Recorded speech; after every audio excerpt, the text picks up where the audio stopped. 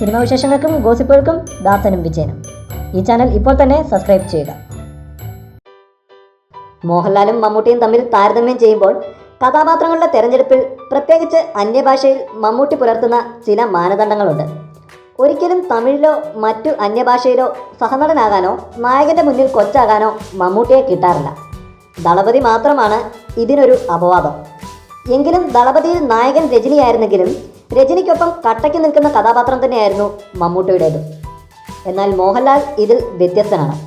ജനതാ ഗ്യാരേജും ജില്ലയും കമ്പനിയും എല്ലാം ഇതിന് ഉദാഹരണങ്ങളാണ്. ജില്ലയിൽ പലപ്പോഴും നെഗറ്റീവ് ഷെയ്ഡുള്ള കഥാപാത്രമായി പോയി മോഹൻലാലിൻ്റെ ശിവ. ജനതാ ഗ്യാരേജിൽ തുല്യ പ്രാധാന്യം എന്ന് പറയുമ്പോഴും മോഹൻലാൽ സഹനടൻ തന്നെയായിരുന്നു. സൈമ അവാർഡ്സിൽ സഹനടനുള്ള നോമിനേഷനാണ് മോഹൻലാലിന് ജനതാ ഗ്യാരേജിൽ നിന്നും ലഭിച്ചിട്ടുള്ളത്. എന്നാൽ ഇത്തരത്തിലുള്ള പല കഥാപാത്രങ്ങളും നിരസിച്ചയാളാണ് മമ്മൂട്ടി. വൻ പ്രതിഫലം ഓഫർ ചെയ്ത പല ചിത്രങ്ങളും മമ്മൂട്ടി ഇത്തരത്തിൽ നിരസിച്ചിട്ടുണ്ട്. മമ്മൂട്ടി വീണ്ടും തമിഴിൽ അഭിനയിക്കുന്നുവെന്ന് വാർത്തകൾ കഴിഞ്ഞ ദിവസങ്ങളിൽ ഉണ്ടായിരുന്നു. രജനീകാന്തിൻ്റെ കാലയിൽ അംബേദ്കറായി മമ്മൂട്ടി അതിഥിവേഷത്തിലെത്തുന്നു എന്നായിരുന്നു വാർത്തകൾ. ഒരു ദേശീയ മാധ്യമമായിരുന്നു ഇത് റിപ്പോർട്ട് ചെയ്തത്. ദളിത് രാഷ്ട്രീയമാണ് രജനിയുടെ കാല ചർച്ച ചെയ്യുന്നത്. ചിത്രത്തിൽ അംബേദ്കറായി അണിയറ പ്രവർത്തകർ ആലോചിച്ചത് മമ്മൂട്ടിയെ തന്നെയായിരുന്നുവെന്നാണ് റിപ്പോർട്ടുകൾ. ഇതിൻ്റെ അടിസ്ഥാനത്തിലായിരുന്നു ചിത്രത്തിൽ മമ്മൂട്ടി അതിഥിവേഷത്തിലെത്തുന്നുവെന്ന് വാർത്തകൾ ഉണ്ടായത്.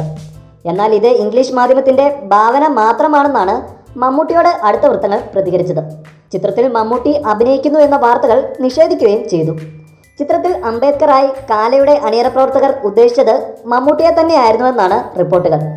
അംബേദ്കറായി വിസ്മയിപ്പിച്ച് ദേശീയ അവാർഡ് നേടിയ നടനാണ് മമ്മൂട്ടി. കേട്ടത് സത്യമെങ്കിൽ ചിത്രത്തിലെ വേഷം മമ്മൂട്ടി നിരസിച്ചിട്ടുണ്ടെങ്കിൽ രജനീകാന്തിനും കാല നിർമ്മാതാവ് ധനുഷിനും ലഭിച്ച തിരിച്ചടി തന്നെയാണ് മമ്മൂട്ടിയുടെ തീരുമാനം. അംബേദ്കറാകാൻ മമ്മൂട്ടിയോളം ആപ്റ്റായ മറ്റൊരു നടൻ ഉണ്ടോ എന്ന് സംശയമാണ്. കൂടുതൽ സിനിമാ വിശേഷങ്ങൾക്കും ഗോസിപ്പുകൾക്കും ദാസനും വിജയനും. ഈ ചാനൽ ഇപ്പോൾ തന്നെ സബ്സ്ക്രൈബ് ചെയ്യുക. വീഡിയോ ഇഷ്ടപ്പെട്ടെങ്കിൽ ലൈക്ക്, ഷെയർ, കമൻറ്റ്. താങ്ക്